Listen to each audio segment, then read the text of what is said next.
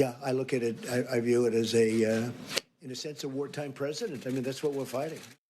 A lot of people, including, frankly, myself, take exception to the president saying he's a wartime president, not because the moment doesn't warrant it.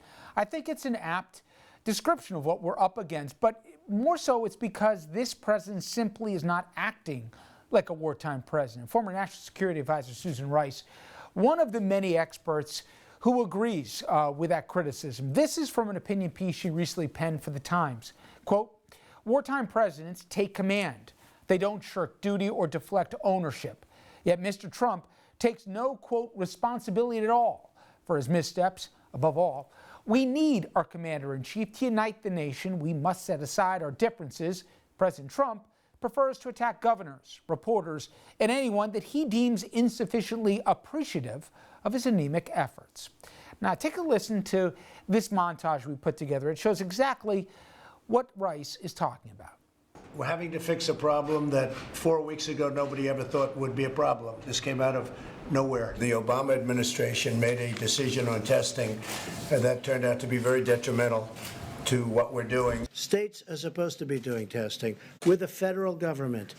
We're not supposed to stand on street corners doing testing. WHO, that's the World Health Organization, they called it wrong. They called it wrong. They missed the call. No, I don't take responsibility at all.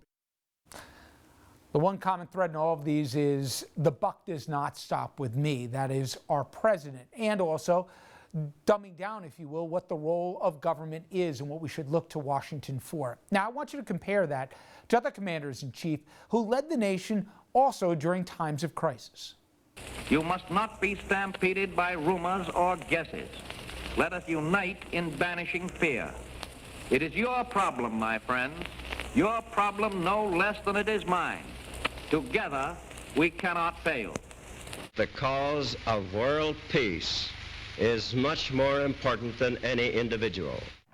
In the long history of the world, only a few generations have been granted the role of defending freedom in its hour of maximum danger. I do not shrink from this responsibility. I welcome it. I can hear you. The rest of the world hears you. And the people who knock these buildings down will hear all of us soon. So again, in all of those, whether it was dealing with an act of terror, a time of world war, or even dealing with a fiscal crisis like this nation had never seen, that there was a shared purpose. That was the premise. I want to bring in my next guest.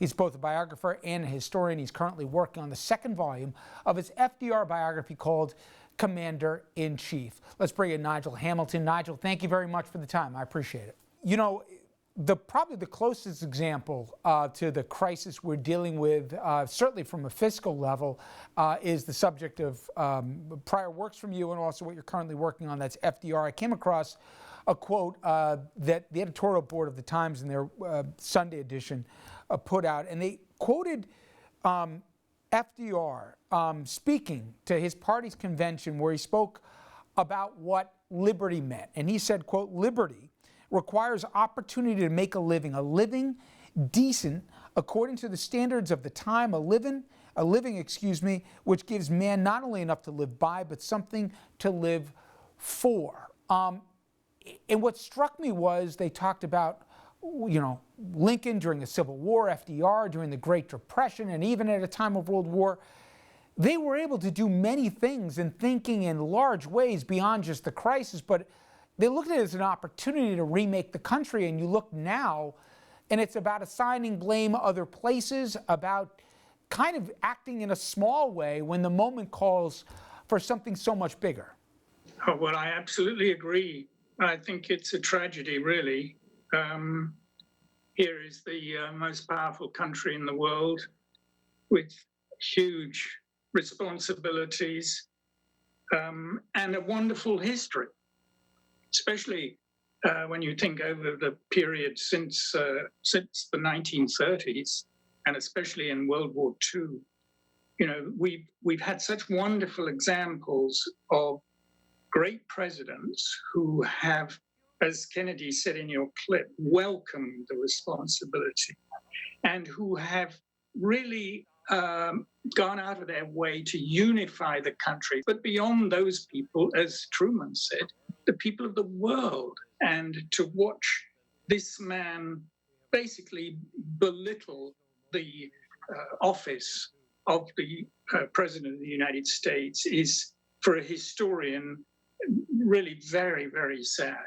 And obviously, you and I, Nigel, believe it's to the detriment of not just obviously the world, but certainly this country, but even I believe to his political prospects. And while that should be the least among it, clearly that is how this president traffics. It's about self, and it's about his political opportunism, and certainly in an election year.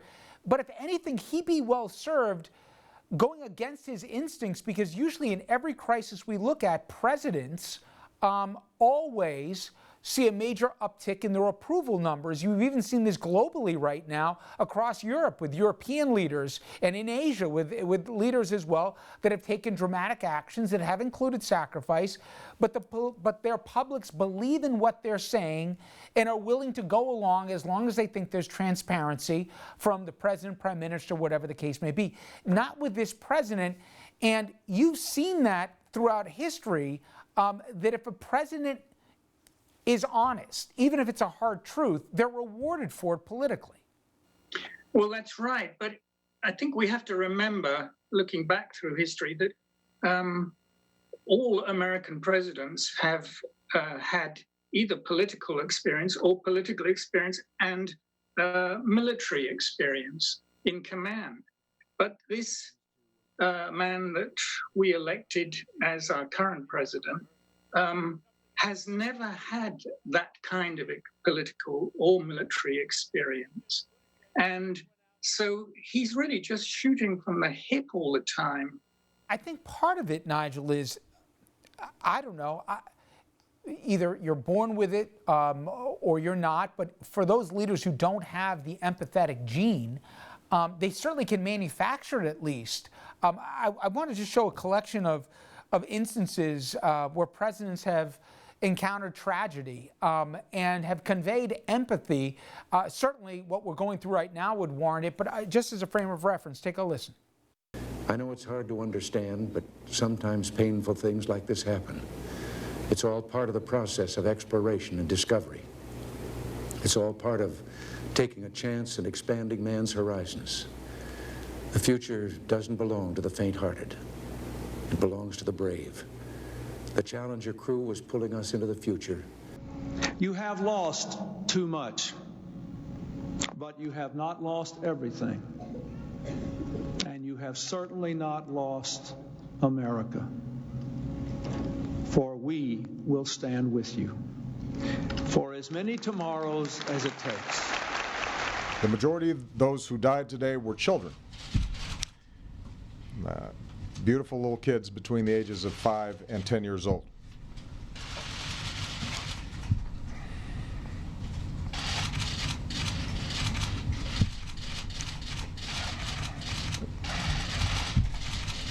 They had their entire lives ahead of them. Birthdays, graduations, weddings, kids of their own. And you contrast, Nigel, those, you know, when the Challenger went up in flames, when we had Oklahoma City, when we had Sandy Hook and so many others, there were human beings and there were presidents, but they spoke of an idea that as a country we would get through this. There hasn't even been an acknowledgement of a single name of someone that's been lost to this pandemic by the president to put a human face on it. I don't know if that can be an acquired political skill, but that's been so lacking from this. And you contrast it to literally picking governors to start fights with every day in the 5 o'clock briefing, or to put out a policy, and when the states, you know, are following their White House policy, he then sends a tweet out to encourage people to take to the streets against his own administration's guidance on how to handle a pandemic and not, be part of its spread. I don't know we've ever seen anything like what we're dealing with now from a commander-in-chief from a country that desperately is looking for unified leadership. If there is a lesson to be learned from this presidency, it surely must be that we need to look very carefully at the person who is who's nominated and who's up for election, and look at their credentials. This is not a president who is displaying the qualities that we look for in a great leader, particularly at a time of crisis. In the case of a medical crisis where there are so many people, so many doctors and nurses and first responders showing so much devotion and courage, to have a leader who is unable to provide that kind of consoling word, that kind of leadership, who can only blame, who can only tell untruths, who lives just in that little self-adulating bubble, is, it's a blot on our history. In one of the parts of this, in your book, Commander-in-Chief, FDR, the fingerprints of history that FDR was not just witness to, but that he created, the opportunities that when a crisis presents itself, President Trump's been talking about for 3+ years, doing huge infrastructure in this country. He would have had, if he wanted to, a roadway to accomplish that, to get America back to work. And many people, myself, would have encouraged it as long as there was transparency attached to it and the rest. He frittered that away, and again, by thinking small instead of thinking large. But again, Nigel, I certainly appreciate the time. And again, we encourage people to check out that new book, Commander-in-Chief. And again, probably the best chapter in history to compare what we're up against, that